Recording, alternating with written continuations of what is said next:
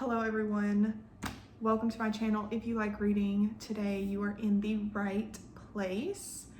I literally just finished this book and it must be discussed. So here I am to make this video. I have my watered down Baja Blast and a dream to discuss Bury Our Bones in the Midnight Soil by Schwab. Let me just say I gave this book a 5 stars. There will be spoilers in this video. I'm going to be talking in depth about the plot, about the characters, what happens, what transpires. So if you haven't read this book, it is a story that spans centuries and follows the story of 3 women who become vampires, and it follows their lives before being turned into vampires, afterwards, and how they move through the world throughout these centuries. And it has been marketed by V.E. Schwab as toxic lesbian vampires, and I would agree. That is exactly what this book is.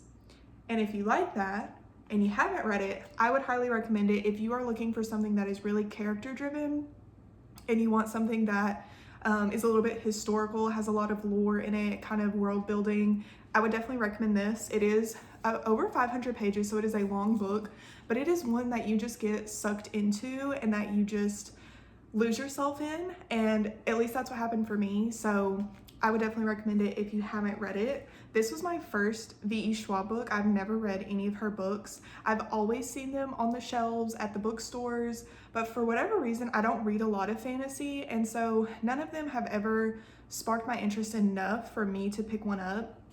I remember when The Invisible Life of Addie LaRue became really popular on TikTok, and I still didn't pick it up then. But honestly, the premise of this book was one that really intrigued me because I actually read Hungerstone, honestly, like only a few weeks ago, and these books are very similar in just the premise of what they're about. This one is also about a woman who becomes a vampire. She's sapphic. It is based on Carmilla, which is a classic. So they were very similar, and so I knew I probably would like this one, and so I was like, well, let me just go ahead and give it a try. This will be the first V.E. Schwab book that I will read, and absolutely loved it. I gave it 5 stars, 5 out of 5 stars, and I actually ended up liking it a lot more than Hungerstone. And I was gonna make a full video on this one, but I just felt that I had so much more to say about Bury Our Bones in the Midnight Soil. But if you're looking for similar books that have just a similar plot line in them, you may like Hungerstone as well. This one is about a woman who is married to a man, unfortunately, and she lives with him, and a woman ends up crashing her carriage and wanting to stay with them for a while because she doesn't have any other family anywhere else. And essentially it just unfolds that this woman overstays her welcome and weird things start happening. So if you liked Bury Our Bones in the Midnight Soil because of the vampire sapphic aspect, then you also might like Hungerstone. And I still really enjoyed this one, but after reading this one, I was like, okay, this is the one that I need to discuss because it was so good. It was so good. So let me just get into it. Why did I give it 5 stars? This was one of those books that you just have to read in a time in your life in which you need to read it.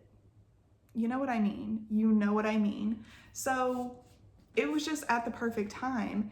And I really loved the characters, loved and hated the characters. But the reason I liked it so much is because it was really expansive. It spanned so many centuries, and there was a lot of lore to being a vampire in this novel that I really, really liked. So we learned, about how a promise is, bound if you promise something to a vampire, how their kind of like powers work. Like they have these powers that they can use so they can, lay claim to a space or a room or an entire city. Like one of the guys did, I can't even remember his name anymore because there were so many characters, but the guy from Italy, the one that stayed in Venice. But anyway, so there was a lot of lore that was really interesting to me. I also love history, and so seeing the different, seeing the progression of the world through the experiences of the characters from Maria in the very beginning in the 1500s. We had Charlotte in the 1800s, Alice in 2019, and kind of how they progressed throughout the world and how the world changed around them as, you know, as they went on. I really like that aspect of it too.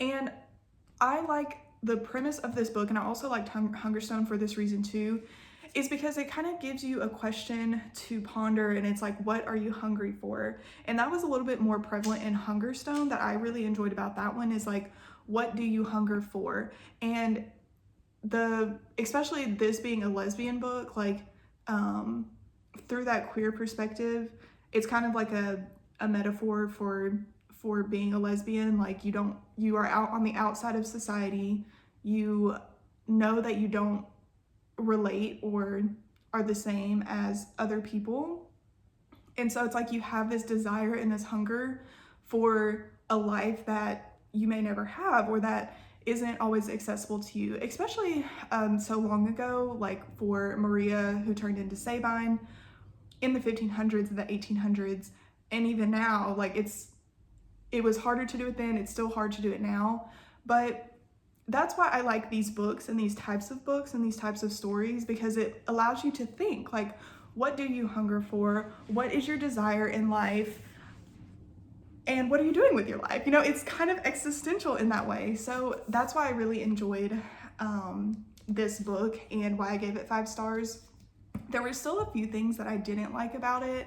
So one of the things that I felt disconnected with in this story was Alice's storyline, and I think I felt disconnected from it for a long time because it was so out of frame from the other stories for Charlotte and Sabine. Like, to me, Sabine was like the main character for the majority of the book, and I really enjoyed her story up until she met Charlotte, and I started not liking her anymore. But for Alice, I was kind of just, when I was reading her moments, I connected with her in terms of like her wanting to be a new person and kind of escaping this small town that she was from. We eventually find out that her sister committed suicide and she wanted to start anew. And so she moves to Boston, she goes to college there. And so I was relating to her in that way, but I was still kind of waiting for, how does she connect into this story? Why is her story not necessarily important, but like, how does it intertwine with the other two? And so I kind of felt like I was thinking that a lot more when I was reading Alice's point of view rather than reading Charlotte's or Sabine's point of view. And also for Alice, one thing that I was kind of caught up on was the flashbacks with her sister. It's because it was such a long time before we kind of realized what was going on with her sister, or why that was like a connection really to the story or to Alice's character, and we didn't know until the very, very end what exactly happened. And so that, it kind of just felt disjointed to me a little bit throughout the book just because of that. But in the end, we still found out what happened and why it affected Alice and like why it was impactful to her. So I can forgive it, and I'm still giving the book 5 stars. But those were just a few things that I didn't necessarily like. And again, this is a character-driven book. I've seen a few people on TikTok being like, well, I'm like 200 pages in, or I'm like 150 pages in and nothing has happened.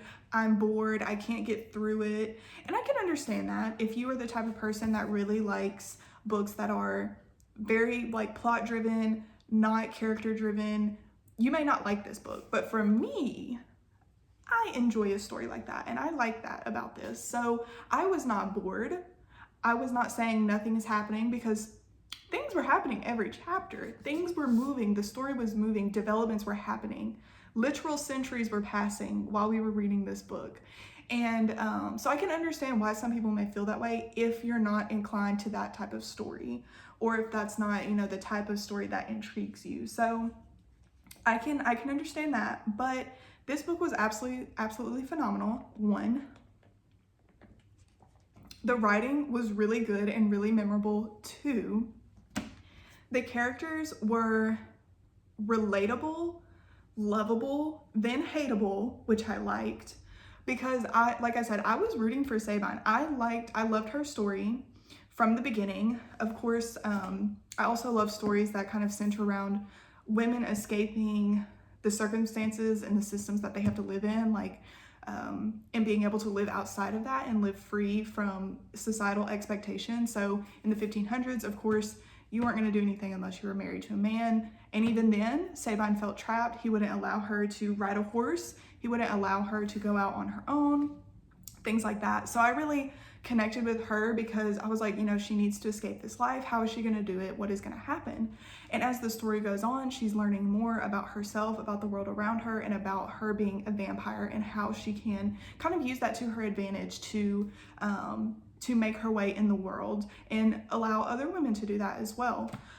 But then we get to the narcissistic, toxic, controlling part of the book. Now, girl, I understand. She was so lonely for such a long time. She didn't have real companionship. She wanted someone, and she found that in Charlotte. But y'all done had 100 years together. Charlotte was ready to move on. Like, she also wanted her own life. You kept her. Sabine is the definition of you either die the hero or you live long enough to see yourself become the villain. Sabine literally became who her husband was to her. She didn't allow Charlotte to interact with other vampires. She didn't want to go out with anyone else. Like, she didn't want Charlotte to be in the world.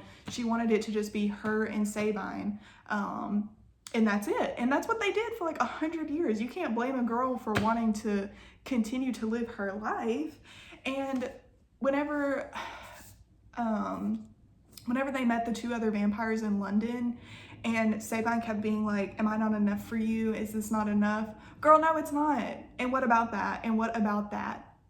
What about that? What's so wrong with that? So at that point, of course, like, Sabine was going into like I said, there was a lot of lore in this book that I really enjoyed. So she was kind of turning, and she was losing herself, and she wasn't, you know, being herself anymore. And so at that point, it's like, okay, we can see the progression of Sabine losing her humanity just a little bit. And I didn't like that. Which, of course, we knew it was going to happen because it was explained that it was going to happen. But, you know, it kind of sucked. So, yeah, the journey that we were taken on, I don't even know where I was going with that, but the journey that we were taken on with this book was just so crazy. And honestly, the ending, I didn't really know how the ending was going to happen. And, like, the fact that Sabine went to all those lengths to, like, either kill the women that Charlotte was with or turn them, that's just too much for me. Like, girl, move on. At that point, it's 2019. You can find someone else who will keep you company, and it's not frowned upon anymore as much. It's not illegal anymore. Like, you can do that. You can do that. You know, you can find somebody if you want to. But all of that was crazy, and I just didn't know, like, kind of what was going to happen. And Alice had a right to be mad. I think Alice, if I was in her shoes, I would have been kind of pissed off too, because it's like, yeah, this all was for nothing, because it was some little game that you all were playing with each other, just to get back at each other, because Sabine is insane, I guess.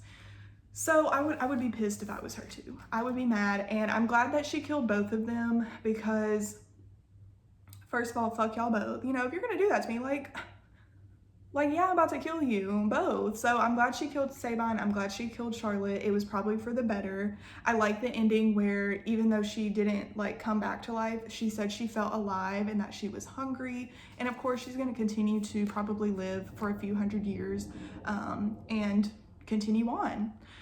Honestly, if V.E. Schwab wrote a sequel, I would probably read it. I mean, we could follow Alice and kind of follow her journey, because really what we saw of Alice was a lot of her background, and then we saw her being turned, and so we really understand her as a character, but we didn't really get to see her kind of blossom like we did for Sabine and Charlotte, and kind of follow her full life and the centuries that she will live. So I would read that. If you're interested in writing a sequel, V.E. Schwab, please do. I would read it. Those are my thoughts. I really enjoyed it. I thought it was a really good book. And if you're looking for, like I said, a fantasy, sapphic book to read, this is perfect for you.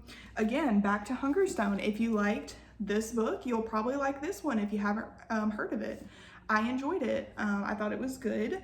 And again, it's like these types of books make me question like just everything, and I like stories like that. And so you kind of just sit and ponder and think about your own life and like where it's taking you and where you are going with it. And so yeah, I'm just gonna sit here and think, what am I hungry for? What do I desire in life? And how do I get it? And maybe one day I'll meet a vampire and I'll get to live for hundreds of years and fulfill those different lives that someone would want to lead. So that is my thoughts on Bury Our Bones in the Midnight Soil. Let me know what you think in the comments.